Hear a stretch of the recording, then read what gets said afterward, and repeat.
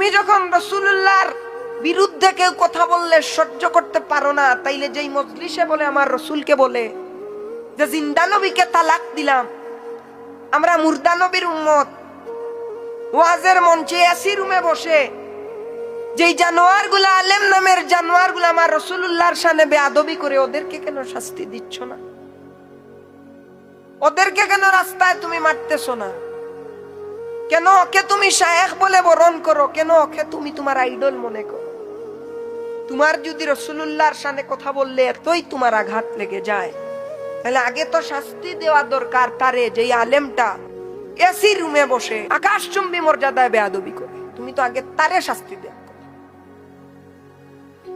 আজকে আমার ইসলাম কি শিখিয়েছে, আমি কোথায় আছি, আমার ইসলাম কি বলেছে, আমি কি করতেছি? এই যে গত কিছুদিন আগে একজন হিন্দু মানুষকে এমন মারলো যে আমি যতটুকু জানতে পেরেছি ওই মানুষটা রাসূলুল্লাহর শানে বেয়াদবি করে নাই।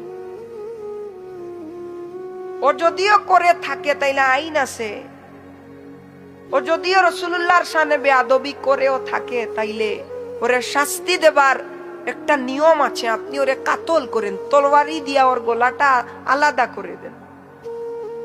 কিছু না বুঝার আগে আপনি ওরে পিটিয়ে যে হত্যা করলেন, কিছু না বুঝার আগে ওরে যে পুড়াইলেন, পুড়ানো আর কাতল কি এক? এটাই কি ছিল ইসলামের সৌন্দর্য?